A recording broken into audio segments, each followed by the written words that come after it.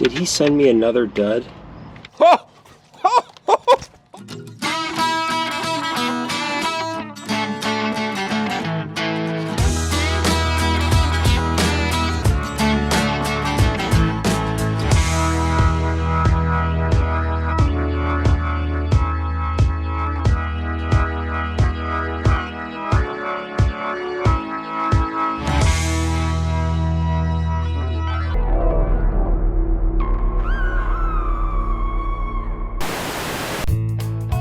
Hey everyone, welcome to Jason Explains Things. It is time finally for another old Dodge video. Today I'm going to be replacing my busted tape deck here in the truck with a new old stereo with some rad modern tricks. After that, I'll give you a sneak peek for other improvements I have planned for the Dodge that are going to be coming this summer.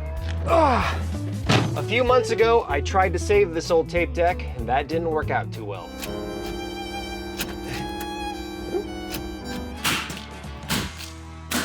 So it's time to replace this radio, and I think I found something pretty cool. Behold, my friends, this is a Chrysler OEM radio, probably from the early to mid 90s, I would guess, and it rocks all the formats. Do we have a tape deck? Check. CD player? Check. Bluetooth? Check. Yes, this radio has been retrofitted with Bluetooth. Pairing it to your mobile device should be as simple as pressing this button right here. If this works out, I'll give you guys info on where you can find a similar retrofitted radio, and if it doesn't work like last time, well, you get to laugh at my misery again. Let's get started.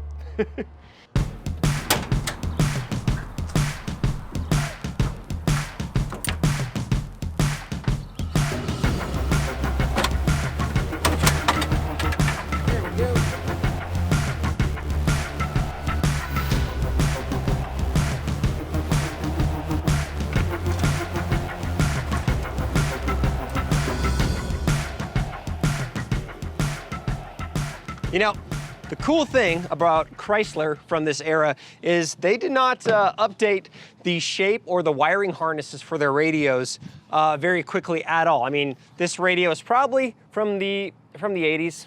This one probably from the 90s, but you can see they have the same general mounting points here on the bottom and on the left there, and also they share the exact same wiring harness, just you know, shaped a little differently as far as like where it is in the back, but it's the exact same thing.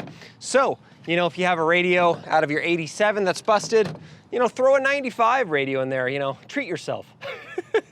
Anyway, really quickly also I want to say that people are driving by. Hi. My voice got higher there for a second.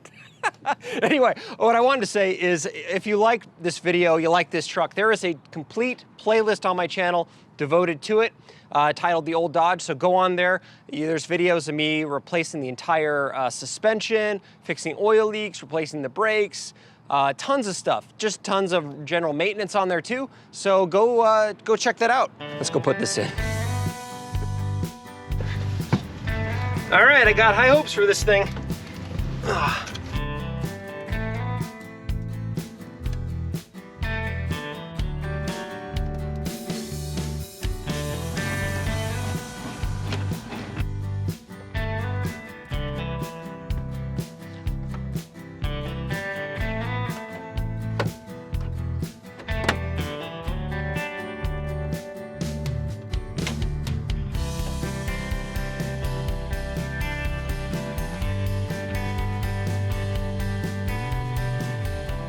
Okay, let's see if this works. I don't know. I have no idea. Power. I see the lights on for the radio, but I don't have any power.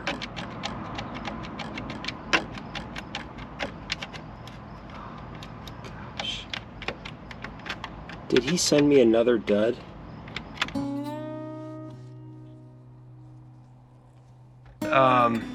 This is the second radio that this this company sent me. The first one didn't work. So he's supposed to send me a new one, and this one was he's supposed to test it before he sent it to me, but yeah.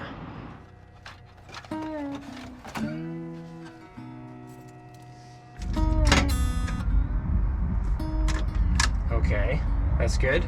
No, it's still dead. It's a dud. Yep, it's 100% the radio. The radio doesn't work. Wow. Oh, well, guys, I bought a $288 dud. So where can you find a retrofitted radio like this? Number one is a website called onefactoryradio.com.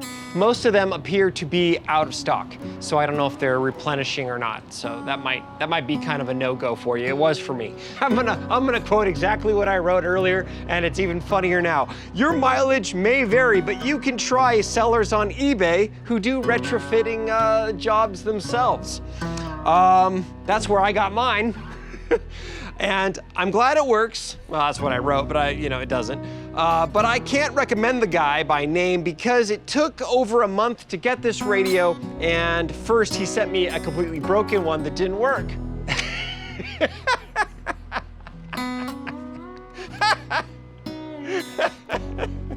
Oh,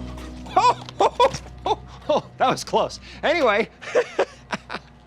Oh, I did it on purpose. Anyway, we've got a lot more fun Dodge projects planned for the summer, and hopefully they're gonna have a lot better outcome than that. I'm gonna be replacing all of the U-joints on the truck. Recently, I've been noticing some pretty noticeable clunking noises. Also, at the same time as doing that, I'm going to be installing a new Fancy Pants rear diff cover from B&M, which is an aluminum one that has better cooling and a drain and everything.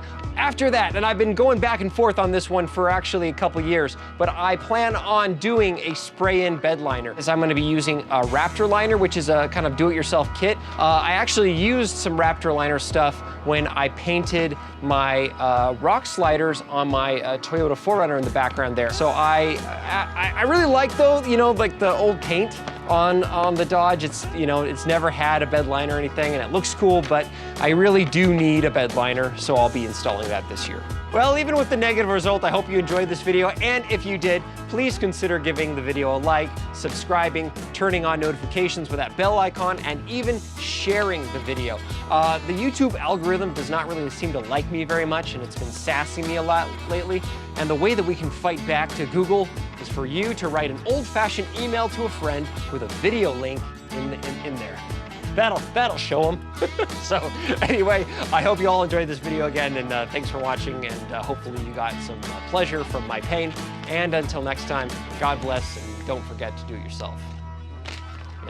Sometimes it works out. So, bye.